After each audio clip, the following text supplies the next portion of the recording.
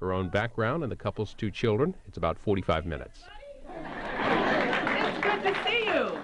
We just got off the plane. We were running a little late, so I apologize. And thank you all for taking the time. I am so excited to be here. I have to tell you that this journey that we've been on is just still amazing to me. I am still overwhelmed by it. In fact, I tease Barack all the time when we go to places and somebody says, there's 1,000 people in there to see you. And I think, well, who are they there to see? Is it Bruce Springsteen? Somebody else? Because I'm still trying to reconcile these 2 images of Barack Obama. There's Barack Obama, the phenomenon, and then there's the guy who lives in my house. And that guy is not so impressive. He still doesn't make his bed any better than our 5-year-old. Can't quite get his socks in the dirty clothes. So as I tell women, he's a wonderful man, he's a phenomenal man, but in the end, he's still a man.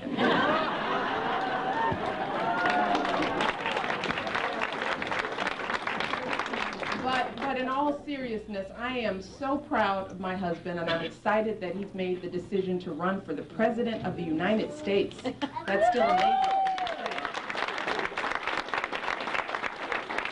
And although this is my first trip here to New Hampshire, it won't be the last. We are looking for, I was just saying as we were driving here, I can't wait to bring the kids. I have 2 little girls who are 8 and 5, and they're going to really enjoy being here, so we're going to come back often.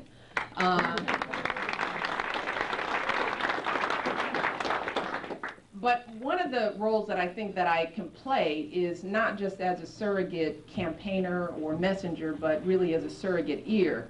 So a lot of what I want to do when I come is really to listen and to learn and to get a better feel for what issues are most important to you and how you think we can best articulate that. But since this is the first time that you all have had the opportunity to meet me, I'm going to spend just a little time telling you a bit about me.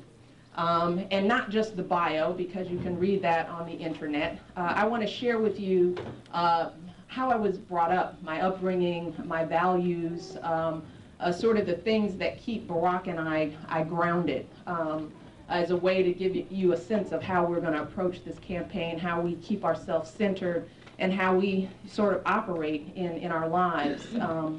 My background is pretty humble. I grew up on the south side of Chicago in a working class community, predominantly African American community. My father was a city worker, blue collar worker all of his life, and he died a year before I got married.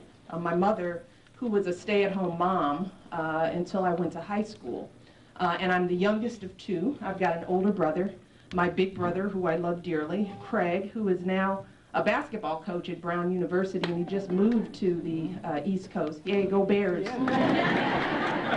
Had a great season this year.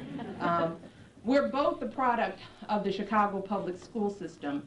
I went to the public schools my entire career, and my brother left when he went to high school because he was a scholar athlete, and my parents wanted to make sure he was going to get a good education. So that strategy paid off because he got good grades and played ball and earned admission to Princeton University. And that was really the first time in my life that I had known somebody who actually got into an Ivy League school. Before that, I mean, parents didn't go to college. We had some relatives who went to good schools, but that was the first time in my life that I had been exposed to the notion that we could possibly compete and get into a selective Ivy League school. So when he got in, I thought, well, I'm smarter than that guy. So I applied, and I got in as well. And one of the things that I say about that period in our lives, I mean, a lot of people ask my brother and I, it's like, wow, how did 2 working class kids wind up at Princeton University? And for me, what's not so remarkable is the fact that we actually got in and thrived, but I really think about how my parents managed it all. How did they afford to send 2 kids to Princeton? We were there for 2 years at the same time.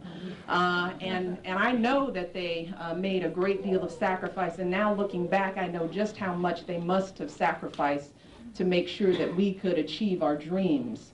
So when I think about what has shaped me most, it's really my parents.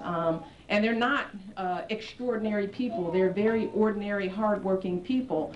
But my father in particular touches me and my brother the most because he had multiple sclerosis. And as I said, he died the year before I got married. But for those of you who know anything about MS, it's a degenerative disease and it strikes unexpectedly.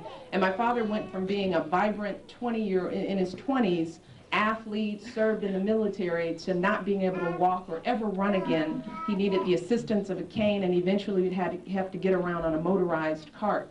And when I think about my dad, I think about the fact that he never complained once. He never talked about his struggle or his pain. He was never late. He went to work every day. He worked hard. He put every ounce of his energy into taking care of our family. And what my brother and I learned from my parents, from my father in particular, is that we learned perseverance. We learned consistency. We learned the value of hard work. We learned the value of money. We learned that there's nothing more important than family and community.